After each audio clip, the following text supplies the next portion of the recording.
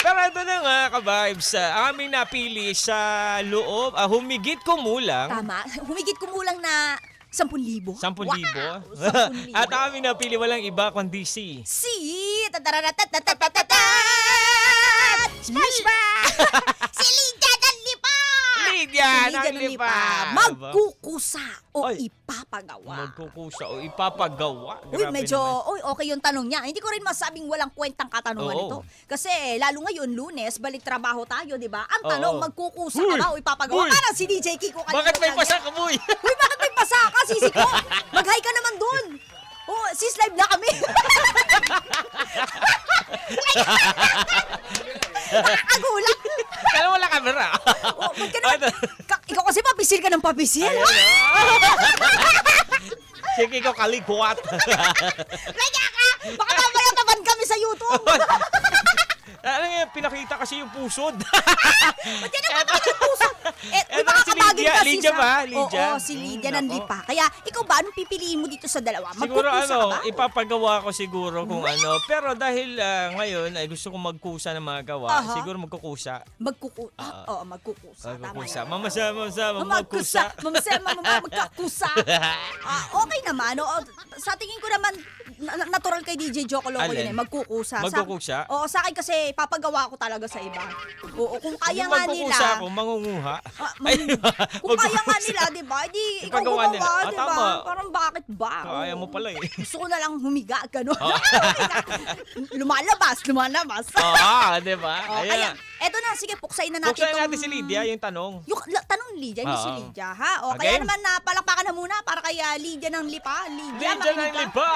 Eto na. Oo, ito ang para sa'yo, para sa pagmumuha ni Lydia. Lydia, hinog ka na ba? Hindi pa. Eto na. Well, 1, 2, 3. Puksaan sa agahan, kakaibang daldalan. Hindi mapipigilan, Joko Mia ang pangalan. Isabay sa umagahan, halina't pag-usapan. Sa radyo ay pakinggan. Ngayon mo malalaman ang tanong sa puksa. Wow, konti na lang magiging Mr. Loba. Mr. Loba. Mr. Bombaster. Basta Eto na. laba-laba. Eto na. Eto na. In a 3, 2, 1. Panibagong linggo, panibagong trip ko. Parang si Lydia lang at ang tanong niya na nakakaloko dito sa dalawa ay pipili ng isa. Syempre hindi para magkusa, akin niyang papagawa. Di na masawa pakil sa ko, Lydia. Pero minsan mahirap lang mangialam. Talaga aba, malay ko ba kung may plano na pala? At baka diskarte mo ay masira ko pa. At Yo. isa pa, bakit sarili ko pahihirapan pa kung pwede ko naman ibalang ipagawa to sa iba? Yo. Kung kaya nga nila, hindi ko kaya yan niya. I believe dapat na ipagawa yan sa iba. Yo! Gusto ko na yung verse, hindi ko kaya yan, ya. Hindi ko kaya yan niya. Yo! Kaya ikaw na yan niya. Kung naman, Yo. Joko Loco yan. Eto na. And 1, 2, 3. Ipapagawa o magkukusa. Katanungan na pinadala niya ng kusa. Si Lydia ng Lipa. Kaya pangalan. Ayaw yung daldalan. Gusto niya rektahan. So eto na. Akin na ang papakawalan. Yeah. Ang alin? Ang alin? Yo. Ang Wait lang. bara. Sige, kaya mo Lumanok yan. ng pansit. Ah. Mas maganda pa rin sa tao ang may kusa. Yeah. Hindi mo na kailangan pang magpakalula. Yeah. Sabi, Sige. kasi sa sarili merong pagkukusa. Ano man ang mangyari, di ka mapapaluha. Yeah. Hindi mo na kailangan pang ipagawa o iutos pa ito para lang magawa. Pag nasanay ka na sa lahat na paggawa, siguradong pagbiglaan ay magngangawa. Kaya dapat na masanay, di kailangan ng alalay. Wow. Kahit na ihanay o kahit pa madamay, hindi ka mangangalay kasi nga ikay nasanay. Taas man ang kamay, nagagawa kasi sanay. Wow. Hindi nagsusumbong lagi-lagi sa inay. Kaya naman nayahay, problema ay nawawalay. Eto na, tapusin ka na, wala na akong alam. Tapos, Break it down, yo! Break it down, yo! Hey! Itaas ang kamay at iwagayway. Say, Say, oh! say, Pag sinabong kanta, sabihin inumin mo. Inumin nyo! Ta- Inumin nyo! Ito na naman!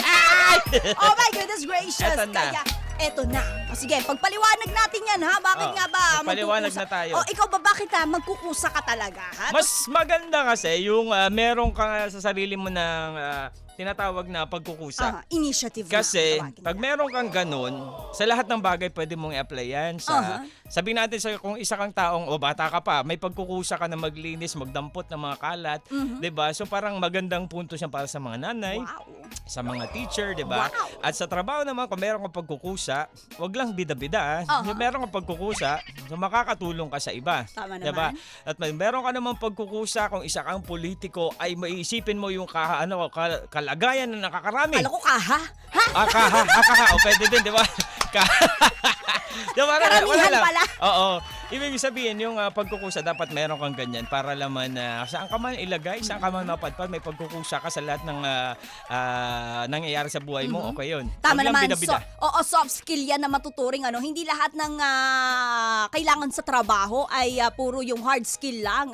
Kailangan mo rin talaga yung character. Yun nga yung sinasabi nila. Pero kasi ganito yan. Sige. Oo. Dapat ilalaban mo yan, mamamya. May pagkakataon na pwede naman tayong magkusa talaga. Oo. Pero kasi alam mo yon, minsan kapag sumosobra na yung pagkukusa mo, minsan kasi naaabuso eh. Parang nangyayari, nagiging bayani ka ng lahat. Oo, Parang diba? hindi gagawin naman niya yan. Gagawa Diba? naman ni ganito yan. Kaya hayaan mo na talaga. Minsan kailangan take a step back, medyo humakbang ka rin papalikod. Step back, tapos step back. Euro step. Tama. Tsaka, smack that! On the floor! Hindi, kasi kapag dinere-diretso mo yung pagkukusa mo, minsan, hindi na matututo rin yung iba. Hayaan mong ipagawa mo yan sa kanila. Ito yung tinatawag natin na delegation. Wow, delegation. Iba talaga. Oo, delegation. Kasi paano naman magkakaroon ng pagkakataon yung iba na ma-practice o magkaroon ng experience? Oo. Kung puro ikaw na lang ng ikaw ang gumagawa, kusa ka ng kusa. Maganda naman yon, hindi naman na pangit na trait yun, Pero kasi paano naman yung iba? Paano sila matututo? Paano kung nagkasakit ka? Paano kung absent ka? Sino ang gagawa niyan ngayon? Diba? Di lahat sila nagkagulo na kasi hindi nila alam Oo. kung anong gagawin dahil wala ka na pagpasahan na kahit isa sa kanila ng kung anong dapat mong gawin. Kaya naman, minsan, kailangan mo rin talaga na ipagawa yan sa iba. Oo. Kasi para hindi lahat ay nakaasa sa iisang tao lang. At least lahat ng tao ay alam yung sistema. Oo. Yun talaga. Okay, Yun lang well, naman. meron naman na iba na kailangan may ganito lang yung nakakaalam. Pero tama din Ayan, yung sinabi tama mo naman. na dapat matutunan kasi syempre pagka biglaan, 'di ba? Bigla silang magngangawa. Paano naman? Para na So hindi nila alam, hindi nila magagawa yung yung trabaho dapat na kung biglaan may mga instances Instances. na na mga alam mo yun, biglaan na ito kailangan gawin, mag-step back yung isang tao. Hindi mo alam dahil naku mahirap yun. Oo, yan. Yan yung sinasabi natin eh. Parehas namang may positibo at may negatibo din na Tama. epekto. Oo, para naturuan mo pagka ipapagawa mo, 'di ba? Ay tama ba ipapagawa sa iyo? Ipapagawa mo sa iba para matuto rin sila. Hindi yung puro ikaw na lang ng ikaw. Di ba nga kapag sa bahay yung mga nanay, di ba? Parang, anak, dahil total, nagdadalaga ka na, nagbo-boyfriend at nag-girlfriend na kayo, matuto naman kayo maghugas ng plato. Di ba? Paano na lang kapag namatay ako? Di ba? Gaganon yung nanay mo. Ganun, Oo. Paano na kayo? Di ba? Aasa na lang kayo nang aasa sa amin na tatay ninyo. Oo, 'di ba? Yung Dapat mga hindi ganon. ganoon. Dapat nagpusa ka. Oo, at least, Kusa diba? ka pala eh. Kusa ka pala eh. Mga Ano? kusak el dyan, shout out sa inyo.